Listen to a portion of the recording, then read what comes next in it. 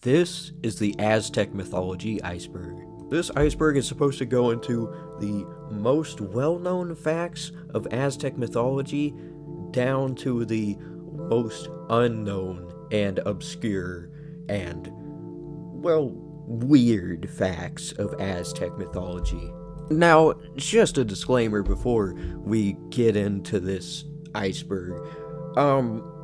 These myths are not going to be specifically the same as, well, every part of the region they were in. There's going to be a very big difference in variety of the myths in different areas of central Mexico, which was where the Aztec Empire was located.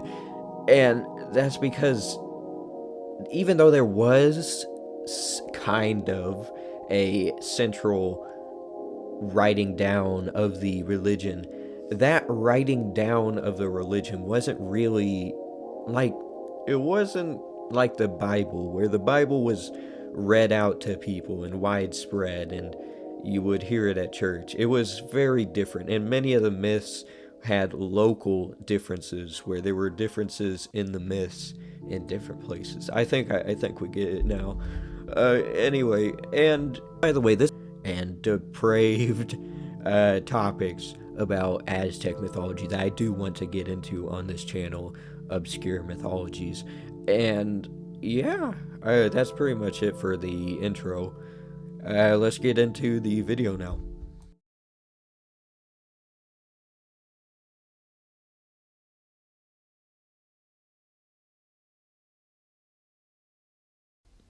Human sacrifice. Human sacrifice in Aztec society was a large and state-mandated practice, where usually prisoners of war and or citizens and or animals were killed at temples and usually had their hearts ripped out, which was performed for several different reasons. One of the most common reasons for human sacrifice in Aztec society was for the satiation of the sun god, who would need sacrifices to keep the sun staying alive and powered, so that our crops and our world could survive by the sun. Other reasons would be to please a different type of god, such as Tlaloc, the god of rain, or Huitzilopochtli, the patron deity of the Aztecs and god of war. The Aztecs feared that if they didn't give their blood to the gods, they would basically start to die out, as the sun god would start to not have enough nourishment and energy to keep staying as the sun, so he would basically die out, and with him, the whole world would die out. So human sacrifice was tolerated by the public because they believed that if we sacrifice humans, we will stay alive, and so they continued it. Many cultures around the Aztecs would also perform sacrifices, and cultures before them, such as the Maya, Olmec, Toltec, etc. We don't really know the full extent to how many people the Aztecs would sacrifice, but some sources I found stated that it was around 20,000 a year. There didn't need to be a human sacrificed every day, according to the Aztecs, but there had to be at least a lot sacrificed per year, possibly in the thousands of humans. When the Aztecs were going to sacrifice to a different deity, they would usually do it in a festival where they would have a very specific type of person who would have to be sacrificed, such as children would be sacrificed for the rain god, as well as prisoners of war for the rain god. There would be very specific things that would also be done during these festivals. For one of them, the flayed skins of the people would be buried, and for another, certain priests would wear the flayed skin of some of the victims in another ritual. Sometimes they would do certain things with the victims of the sacrifices before they were sacrificed, such as how one person would have to dress and act as Tezcatlipoca for a year, and then when they were going to be sacrificed, they had to allow themselves to be sacrificed by saying, I am ready, when they were ready to be sacrificed. Because when an Aztec person dressed as and pretended to be a deity in the Aztec pantheon, they actually were the deity. They became the deity. They were a manifestation of the deity, and sacrificing Tezcatlipoca, or a person dressed as Tezcatlipoca, was basically sacrificing the Tezcatlipoca, or sacrificing an actual god. Spanish conquistadors did over-exaggerate the sacrifices of the Aztecs, but we do have archaeological evidence that does say it was pretty large scale, the sacrifices. So they did over-exaggerate, saying that they killed 80,000 in a single day, which was not true at all because of the time that would take, and that couldn't happen over 4 days. But still, there was a very, very large amount of human sacrifice.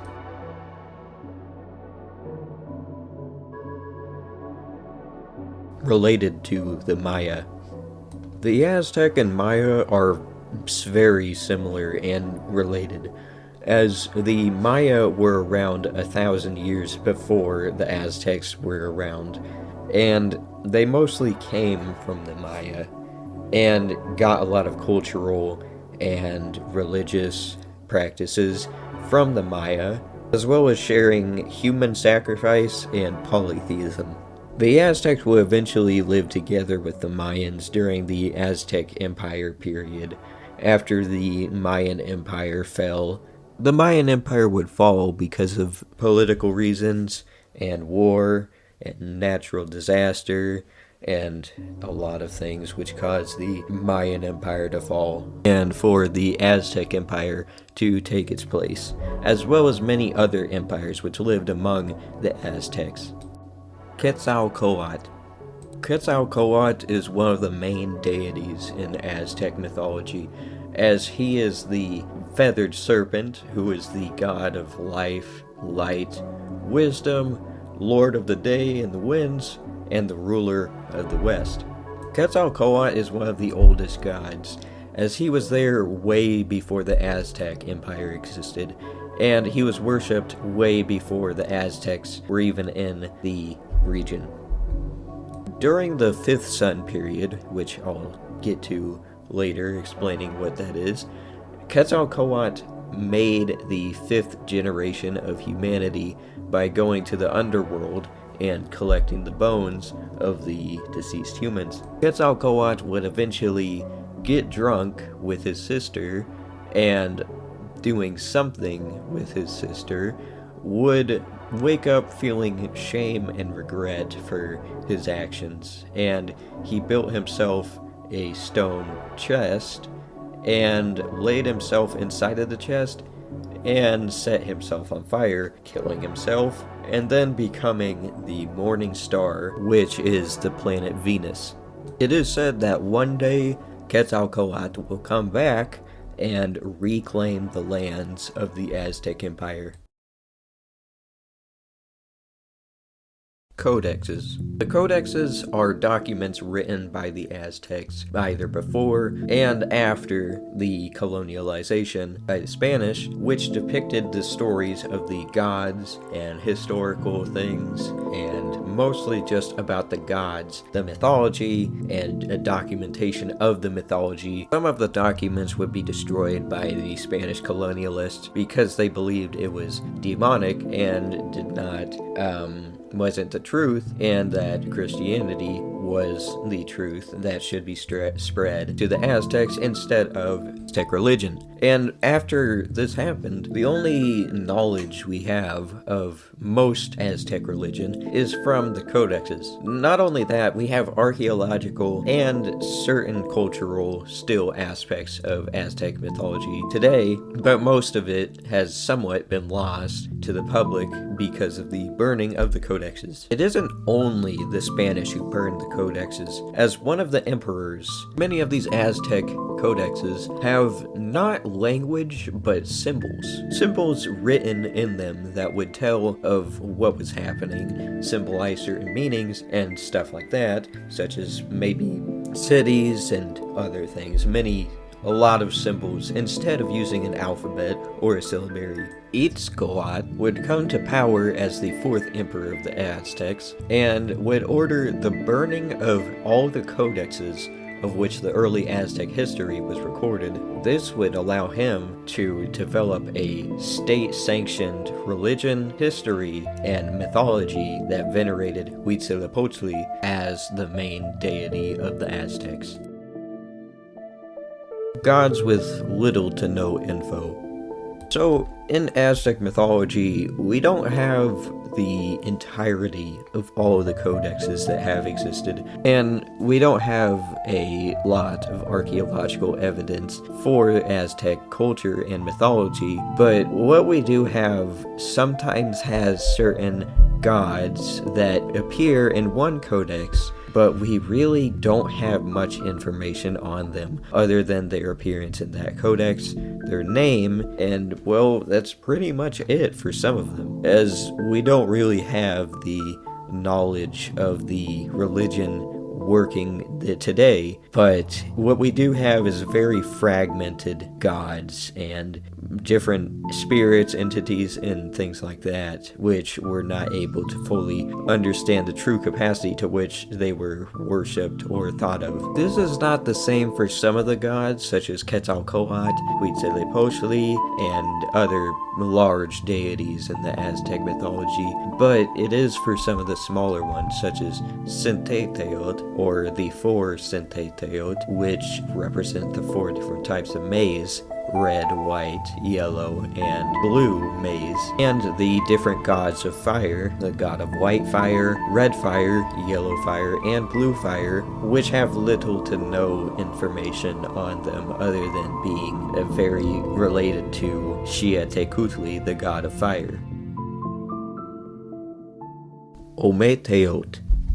Ometeotl is the dual god of creation who created the entire world, and the four Tezcatlipocas, who are Quetzalcoatl, Huitzilopochtli, Xipetotec, and Tezcatlipoca. Ometeotl is a male and female god representing a man and a woman coming together to reproduce, which is why they are the creator gods, because they reproduce to create the universe.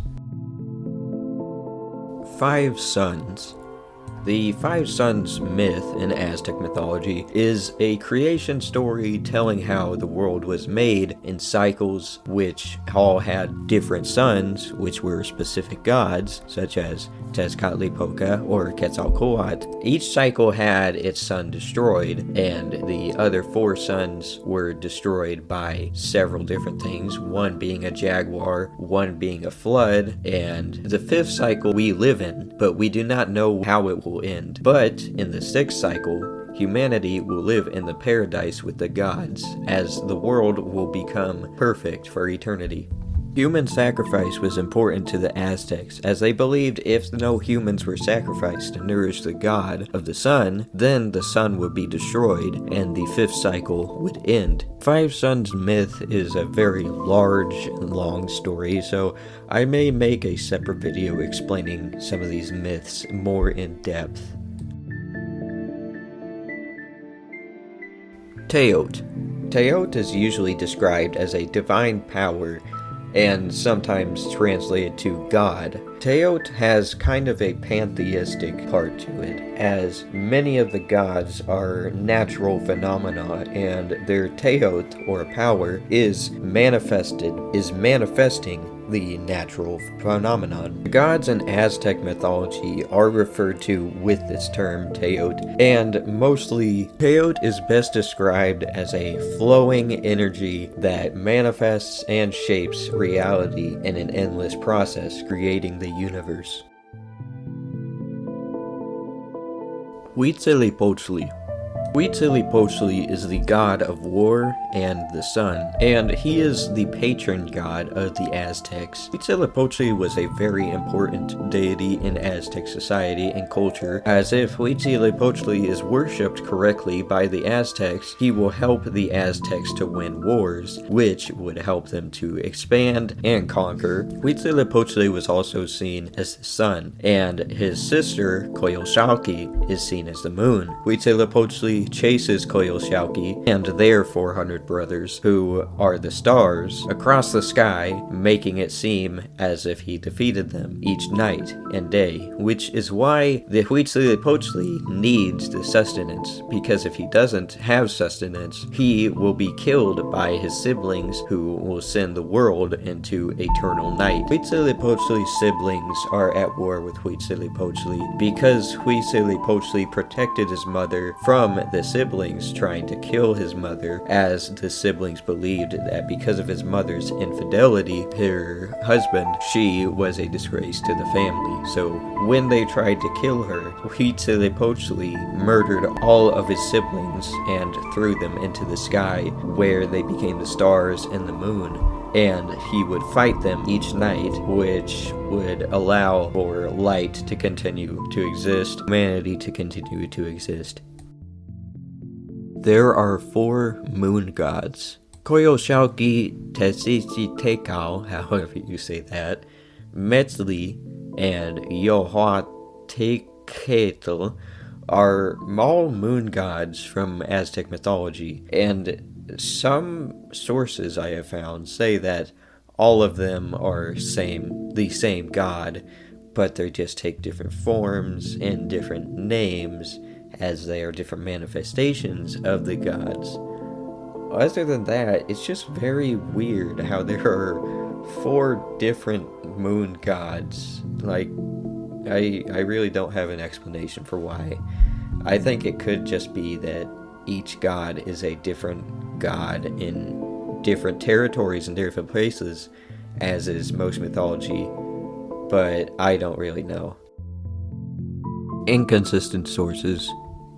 The thing about inconsistent sources is a lot of Aztec mythology is not inconsistent, but it varies across different regions, villages, a bunch of different diverse places, which have a lot of different tellings of the myths and the gods and so many different things, and some of that can be the parents of different gods, what these different gods did, way many different ways that things happen, and they're all usually from different regions or just different regions and peoples, and yeah, that's mostly why you won't find an exact definite answer of how a myth is supposed to go. Aztecs never disappeared. Yes, Aztecs never really disappeared or vanished. What happened was, when the Aztec Empire fell, the Spanish conquistadors came and mostly outnumbered the Aztecs. And because of this, the Aztecs' numbers of population would decrease, but never become 0. They would also decrease because of viruses and other issues, but other than that, they're still around to this day. 13 heavens. In Aztec mythology, there are 13 different heavens, which are where most of the gods reside. The 13th heaven is the highest heaven, with Ometeot residing in this heaven. The first heaven holds the moon and the gods of the wind. The second heaven holds the stars. The third heaven holds the sun. The fourth heaven holds the morning star, also known as Venus. And there are many more gods mentioned in different parts of the heavens, and there are a lot more heavens I didn't cover, but mostly it's just describing where they are. Nothing too important. I may mention this in a later video and go into more depth. Different form, same god. Aztec mythology has a few gods that seem to be completely different gods and separate gods, but are a manifestation of a certain god, such as Ehecatl is a manifestation of Quetzalcoatl. Tlahuizcalpantecutli is also another manifestation of Quetzalcoatl. I will go more into depth into all of these manifestations in another video. Coyolxauhqui stone. The Coyolxauhqui stone is a large stone with a carving of Coyolxauhqui, the moon goddess, on it. The stone was put at the bottom of the temple of Huitzilopochtli as to see before they were executed. Coyolxauhqui stone was seen as a warning to any country that tried to oppose the Aztec Empire, as the Aztec Empire would defeat the country just as Coyolxauhqui was defeated in battle. I can go into more detail about Coyolxauhqui and Huitzilopochtli in a different video where I can explain the whole myth of Coyolxauhqui being executed by Huitzilopochtli. Aztlan.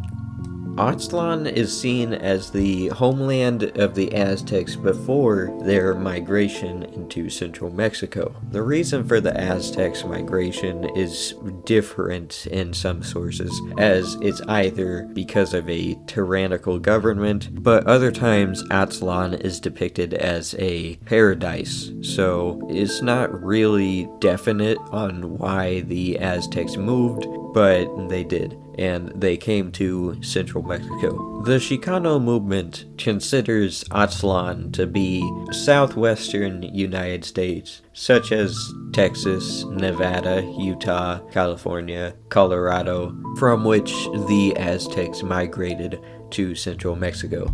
The Aztecs get the name Aztec from this homeland, Aztlan, as Aztec means people from Aztlan.